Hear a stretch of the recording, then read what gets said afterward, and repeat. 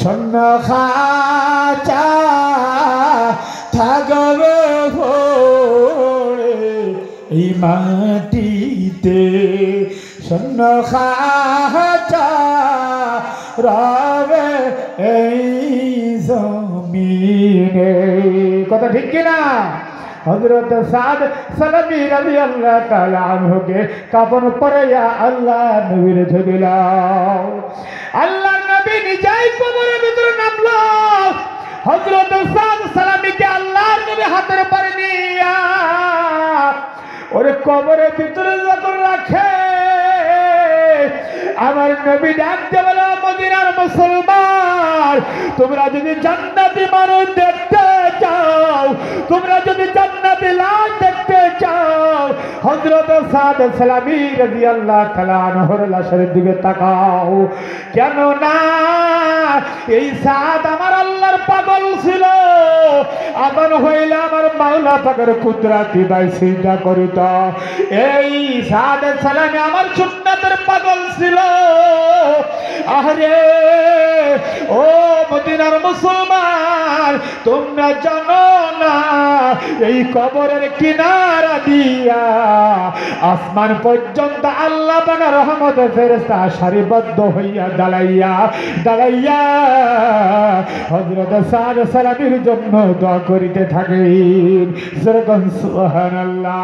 ওরে মুমিন যখন মারা যায়, আল্লাহু আকবার, আল্লাহ পাকের খাঁটি বান্দা যখন মারা যায়, খাঁটি উম্মতি যখন মারা যায়, আল্লাহু আকবার, গোসল করাইয়া কাফন পরাইয়া যখন জানাজার খাটলা দিয়া এই মাদ্রাসার ভিতরে ঢুকিয়া যাও, মাদ্রাসার মুতামিম সাহেব যখন ইমামতি করে নামাজ পড়ায়, ওরে মুমিনের জানাজায় রহমতের ফেরেশতা হাজির হইয়া যায়।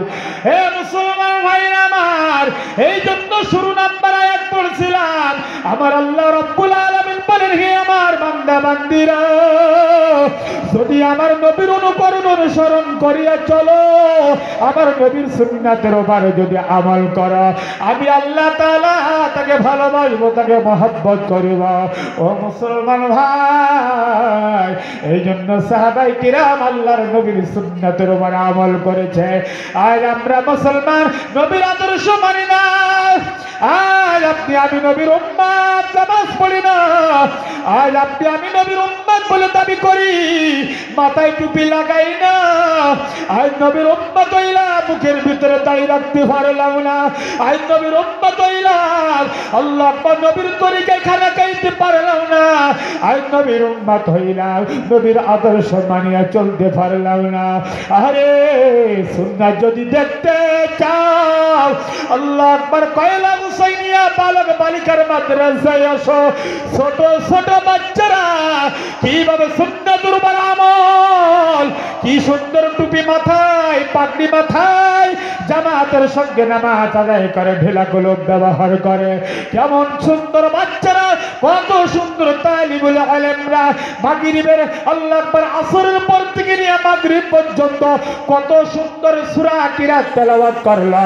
আল্লাহ আকবার নামাজের কত কিছু তেলাওয়াত করলো, নবীর পবিত্র জবানে হাদিসগুলো তেলাওয়াত করলো।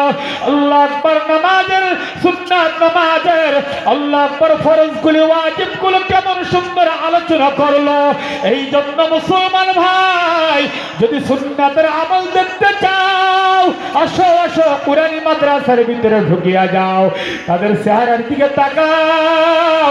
এই ঠান্ডার ভিতরে এই মাদ্রাসার তলবাই জমরা সকল মানুষ ঘুমাইয়া যাও, আর গভীর রাত্রে 4টার সময় উঠিয়া ঠান্ডা পানির ভিতরে উযু করিয়া 2-4 রাকাত তাহাজ্জুদ নামাজ উস্তাদ ছাত্র আদায় করিয়া আল্লাহ পাকের কোরআন নিয়ে মাদ্রাসার ভিতরে বসিয়া যায়।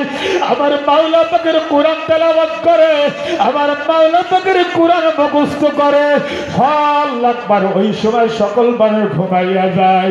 আর এই মাদ্রাসায় কোরআন পড়ার কারণে আল্লাহ পাক এই এলাকা এলাকায় আল্লাহ পাক রহমত নাযিল করিয়া দেয়। সুবহানাল্লাহ, আল্লাহু আকবার, আল্লাহু আকবার।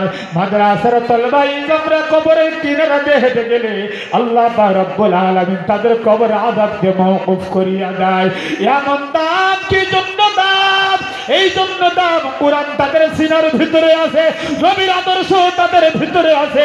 এই জন্য বাবা, তারা যদি কবরের কিনারাতে হেঁটে যায়, আল্লাহু আকবার, আল্লাহ পাক রব্বুল আলামিন কবর আযাবকে মাফ করিয়া দেয়। এই জন্য মাদ্রাসায় আমাদের সন্তানদেরকে পড়াইব, কোরআন সিনার ভিতরে ঢুকাইয়া দিব। আল্লাহ আকবার। ছোটদের ছেলেরা হাফেজ কোরআন হবে, আলেম হবে। হযরত আব্দুল্লাহ ইবনে মাসউদ রাদিয়াল্লাহু তাআলা আনহু বর্ণনা করেছেন, আল্লাহু আকবার, ছোট বাচ্চারা যখন কোরআনুল কারীম তেলাওয়াত করে, মুখস্থ করে, আল্লাহ পাকের কুদরতি হাত বান্দার মাথার উপর রাখিয়া দেয়, আর একটি কুদরতি হাত বান্দার কোমরের উপর রাখিয়া ঢুলাইয়া 30 পারা কোরআন সিনার ভিতরে ঢুকাইয়া দেয়। আল্লাহু আকবার। এই কোরআন মাদ্রাসায় পড়ানো হয়, এই হাদিস শরীফ এই মাদ্রাসায় পড়ানো হয়। এই মাদ্রাসা যারা করে গিয়েছেন, মুরব্বিরা কবরের জগতে চলে গেছে। আল্লাহু আকবার। এই মাদ্রাসায় কত মানুষ আল্লাহ পাকের বান্দা বান্দিরা অর্থ সম্পদ দান করিয়া কবরের জগতে ঘুমাইয়া গেছে। আজকের এই কোরআনী মাদ্রাসা থাকার কারণে, আজকের এই বয়ান করার কারণে, আজকের হাজার হাজার ছাত্র কোরআন তেলাওয়াতের কারণে কত ছেলে হাফেজ হইয়া গেল, কত ছেলে আলেম হইয়া গেল। ওরা যত আল্লাহ পাকের কোরআনুল কারীম তেলাওয়াত করবে, যারা কবরে চলে গেল, তাদের উইখের উপরের সব কিয়ামত পর্যন্ত পৌঁছাইতে থাকবে। এই জন্য বাবা, মাদ্রাসাকে মহব্বত করবা, ওলামায়ে কিরামকে মহব্বত করবা, মাদ্রাসা বা তলাবা ইলমদেরকে মহব্বত করিবা, অর্থ সম্পদ মাদ্রাসা দান করিবা। আল্লাহ পাক রব্বুল আলামিন আমাদের সবাইকে নবীর আশিক উম্মত হিসেবে